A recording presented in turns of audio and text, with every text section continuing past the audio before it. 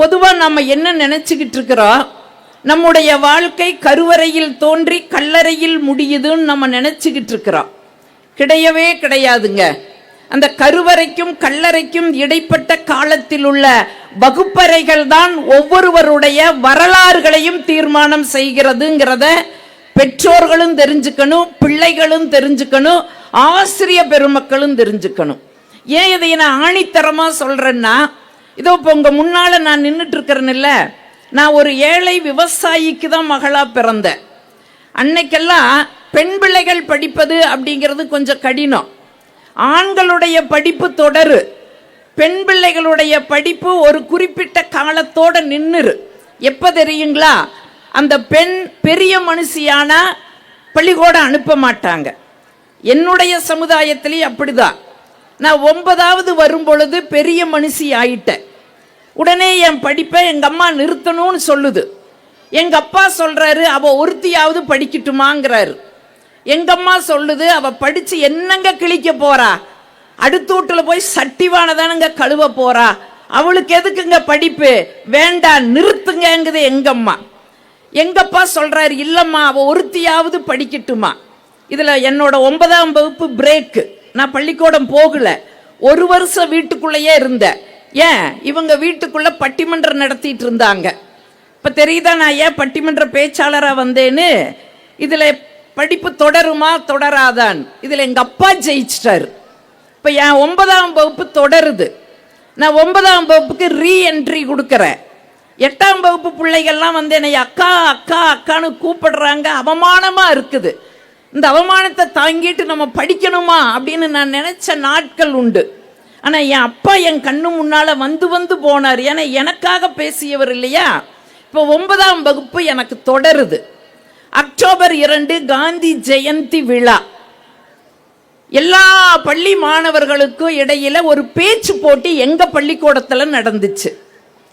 எங்க தலைமை ஆசிரியர் சொன்னாங்க, நம்ம பள்ளி சார்பிலையும் ஒருத்திய பேச வையுங்கன்ட்டாங்க. நாங்க பெண்கள் படிக்கிற பள்ளிக்கூடம், அன்னைக்கு ஆண்கள் படிக்கிற பள்ளிக்கூடம் தனியா இருந்துச்சு.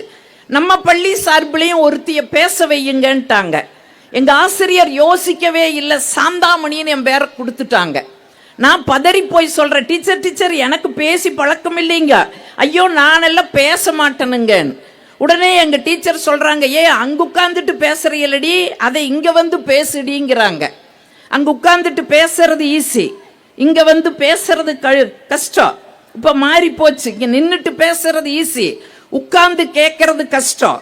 அந்த கஷ்டமான வேலையத்தான் கிட்டத்தட்ட 3 மணி நேரம் 4 மணி நேரம் நீங்க செஞ்சிட்டு இருக்கிறீங்க. இந்த கஷ்டத்திலே ஒரு இஷ்டம் இருக்குங்கிற நம்பிக்கையோடு சொல்ற, அங்க உட்கார்ந்து பேசுறீங்களடி, அது இங்க வந்து பேசு. சரி, அடுத்தது எப்படி தப்பிக்கலாம்? திரும்ப ஓடி போறேன், டீச்சர் டீச்சர் எழுதி தரக்க எங்க அப்பனாத்தா படிக்கல டீச்சர், எழுதி தரக்க ஆள் இல்ல டீச்சர். எங்க டீச்சர் சொல்றாங்க, ஏண்டி கவலைப்படுற, இன்னைக்கு கூகுள் இருக்குது, கூகுள்ல போனா என்ன வேணாலும் நமக்கு கிடைக்கும். ஆனா அன்னைக்கு அந்த வசதி இல்ல.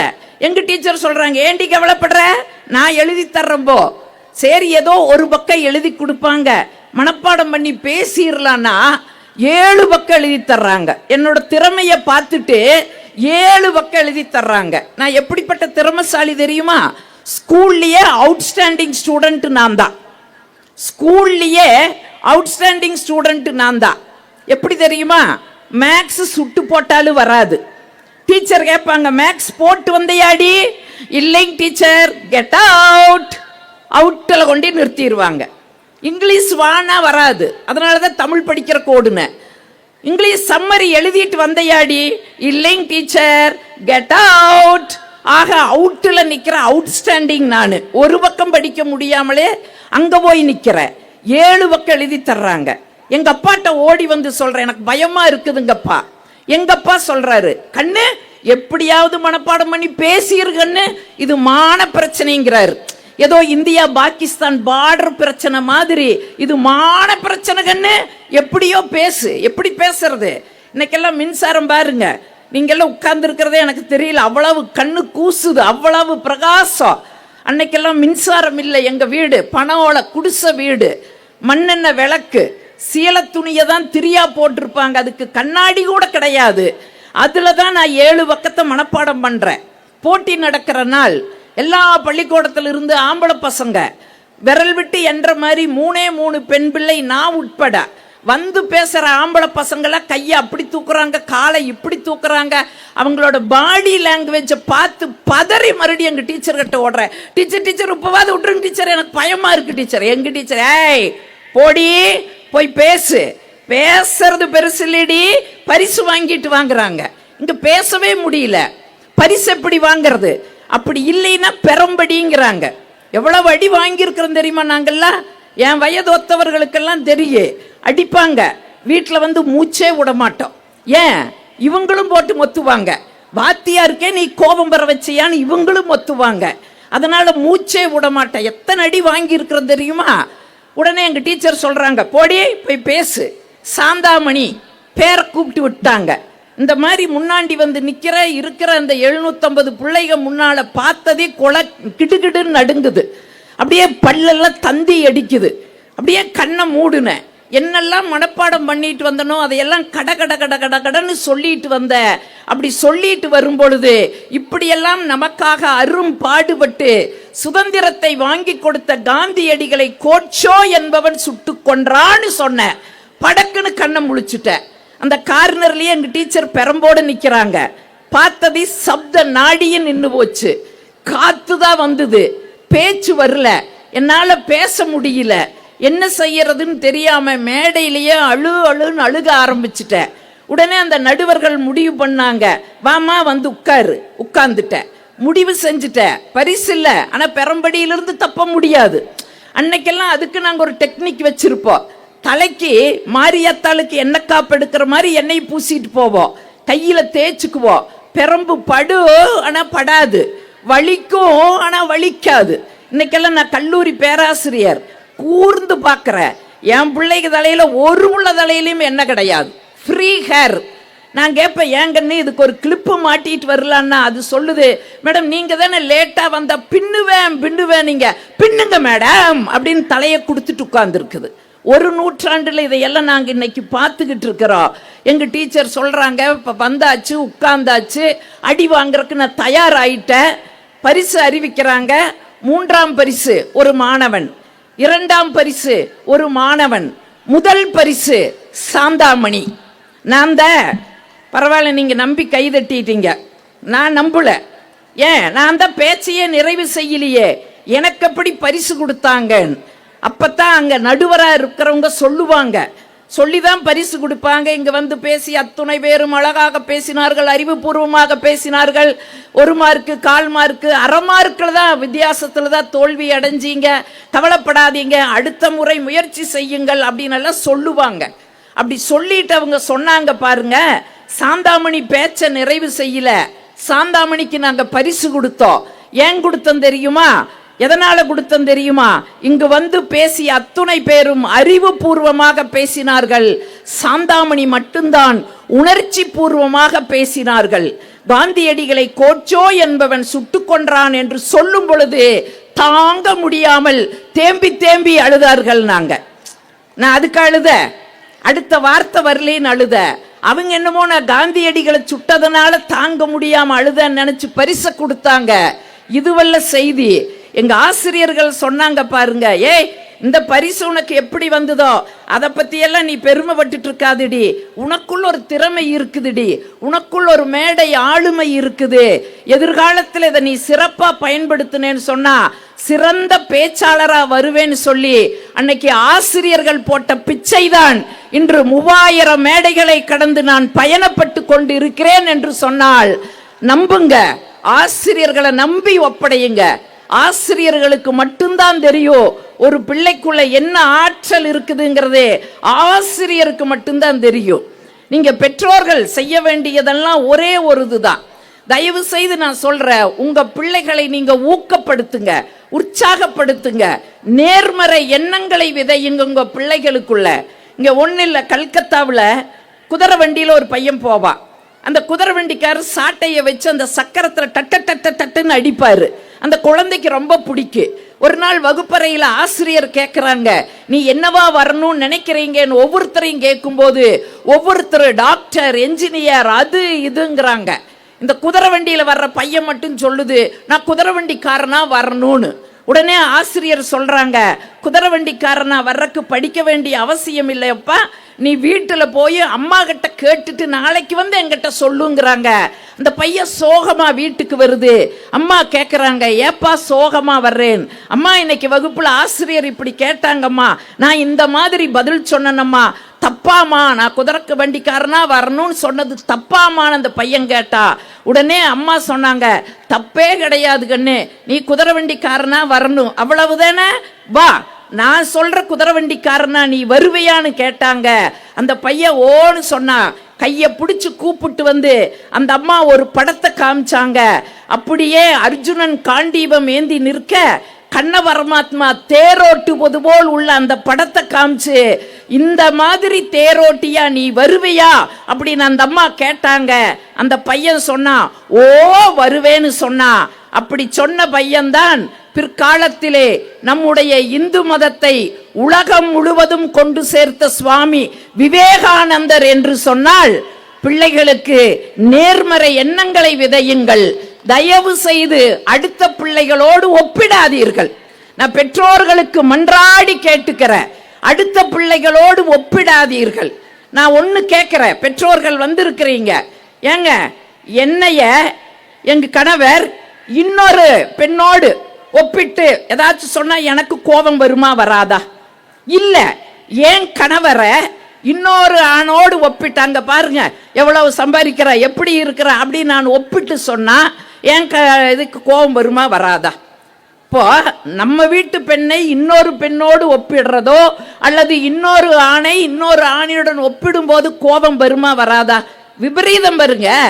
ஒன்னும் இல்ல, ஒரு இதுல 2 பேர் வேலைக்கு போறாங்க. அந்த அம்மா கொஞ்சம் சுமாராதான் சமையல் பண்ணு. இந்த கொரோனா காலத்துல எல்லாத்துக்கும் பூட்டு போட்டோமா, சமையலுக்கு மட்டும் பூட்டு போடலையா? அந்த மனுஷன் என்ன பண்ணினாரு, எப்பவுமே இவங்க 2 பேர் வேலைக்கு போறதுனால பக்கத்து காம்பவுண்டில் இருந்து குழம்பு ரசம் எல்லாம் வரும், கொஞ்சம் சுவையா இருக்கு. இந்த மனுஷன் தவறி போய் என்ன சொல்லிட்டா அந்த அம்மாட்டம்மா, வீட்டில் தானே இருக்கிறேன், அந்த பக்கத்து வீட்டு அந்த அக்காவை கேட்டு சமைக்க, அந்த அக்கா மாதிரி கொஞ்சம் பழகிக்கும் இந்த லீவுலேன்னு சொன்னான். உடனே அந்த அம்மா வழக்கம் போல சமைச்சது, அதுல ஒண்ணு இல்லை. உடனே இவருக்கு கோபம் வந்துச்சு கொஞ்சம். ஏமா வழக்கம் போல ஒண்ணும் இல்லை, உப்பு இல்லை, உரப்பில்லை, காரம் இல்லை, வழக்கம் போல சமைச்சிருக்கிறேன்னு கோபப்பட்டாரு. உடனே அந்த அம்மா போன் எடுத்துட்டு அழுதுட்டு யாருகிட்டையோ பேசுச்சு. இவர் என்ன நினைச்சாரு, அவங்க அம்மா கிட்ட ஆறுதல் தேடுதுன்னு நினைச்சாரு. நீங்க நம்ப மாட்டீங்க, 10 நிமிஷத்துல கார்பரேஷன் லாரி வந்து நின்னுச்சு. அவரோட பேரை சொல்லி கேட்டது, ராமசாமின்னு. இவர் நான் தான் சாருனாரு. சோத்துல உப்பில்லை, காரம் இல்லை, உரப்பில்லை, நல்லா சொன்னையான்னு. ஆமாங்க சாமி சொன்னேன்னாரு. வா உனக்கு கொரோனா வந்திருக்குதுன்னு பிடிச்சிட்டு போயிட்டாங்க. நீங்க எப்பவுமே அடுத்தவங்களோடு ஒப்பிடாதீர்கள். ஏன் தெரியுமா? நான் ஒன்னு பெற்றோர்களை கேட்கிறேன், உங்களுடைய ராசியும் பிள்ளைகளுடைய ராசி ஒன்னா? கிடையாது. உங்களுடைய நட்சத்திரமும் பிள்ளைகளுடைய நட்சத்திரமும் ஒன்னா? கிடையாது. இல்ல நீங்க சாப்பிடுற சாப்பாடும் பிள்ளைகள் சாப்பிடுற சாப்பாடும் ஒன்னா? கிடையாது. நம்மளாம் இடியாப்பம்னு ஒன்ன திங்கிறோம், அந்த பிள்ளைங்க நூடுல்ஸ்னு ஒன்ன திங்குது. தூரத்துல இருந்து பார்த்தா 10 எருமை வைக்கோல் மேயற மாதிரியே இருக்குது. ரத்தமும் ஒண்ணு கிடையாது, உங்க ரத்தமும் பிள்ளைகள் ரத்தமும் ஒண்ணு கிடையாது. ஆக எதுவுமே ஒத்து போகாத போது உங்களுடைய உணர்வுகள் மட்டும் பிள்ளைகளுக்கு ஒத்து போகணும்னு சொல்லி தயவு செய்து நினைக்காதீங்க. பிள்ளைகளுக்கு ஊக்கப்படுத்துங்க. எனக்கு தெரிஞ்ச அளவுக்கு இன்னைக்கு முத்துக்குமரன் சொன்ன மாதிரி மதிப்பெண் மதிப்பெண் மதிப்பெண்ணை தேடி ஓடிக்கிட்டு இருக்கிறோம். இது எதுக்குன்னு கேட்டா மகிழ்ச்சி. மதிப்பெண் வாங்குனா மகிழ்ச்சி, மதிப்பெண் வாங்குனா மகிழ்ச்சிங்கிறா. கிடையவே கிடையாதுங்க. மதிப்பெண் வாங்குனா மகிழ்ச்சி வராது. பிள்ளைகள் மகிழ்ச்சியாக இருந்தால் மதிப்பெண்கள் வாங்குவார்கள் அப்படிங்கிற ஒரு தன்னம்பிக்கையை பிள்ளைகளுக்குள்ள கொடுங்க. எனக்கு தெரிஞ்சு நானெல்லாம் இன்னைக்கு 35 வாங்கி பாஸ் ஆனதே பெருசு. எங்க அம்மா பாயாசம் கொடுத்து ஊரே கொண்டாடுனா. கிறக ஃபெயில் ஆகுன்னு நினைச்ச பாஸாய் வந்ததுன்னு எங்க அம்மா சொன்னா. இன்னைக்கு உங்க பிள்ளைகள் எனக்கு தெரிஞ்ச வரைக்கும் 80, 85, 90, 95, 98 மார்க் வாங்குது. ஊருக்கே பிரியாணி செஞ்சு கொடுக்கணுமா இல்லையா? 98 மார்க் வாங்கி இருக்குதுங்க. ஒரு அம்மா உடனே கேக்குது 2 மார்க் எங்க போச்சுன்னு. அது என்ன தெருவிலியா போட்டுட்டு வந்துச்சு? தயவு செய்து மதிப்பெண்ணை மையப்படுத்தாதீங்க. பிள்ளைகளுக்கு ஊக்கத்தை கொடுங்க, தட்டி கொடுங்க. போனா போகுது கண்ணு, இது இல்லைனாலும் அடுத்ததுல நம்மளால ஜெயிக்க முடியுங்கிற அந்த நேர்மறை எண்ணங்களை பிள்ளைகளுக்குள்ள விதையுங்க. பிள்ளைகளுக்கு நான் ஒன்று சொல்லிக்கிட்டு போயிடுறேன். பிள்ளைகளுக்கு இன்னைக்கு இந்த தேசம், ஒரு வருத்தத்தோடு இந்த செய்தியை நான் பதிவு பண்றேன், இன்னைக்கு இந்த தேசம் நடிகர்களை கொண்டாடுகிற தேசமாக மாறிக்கொண்டு இருக்கிறத நினைக்கும் போது உண்மையிலேயே எனக்கு வருத்தமா இருக்குது. நடிகர், ஒரு ஹீரோ அப்படின்னா ஒருத்தர்னா பேரை சொல்றாங்க, ஒரு ஹீரோயினி அப்படின்னா அவங்களுக்கு பிடிச்ச பேரை சொல்றாங்க.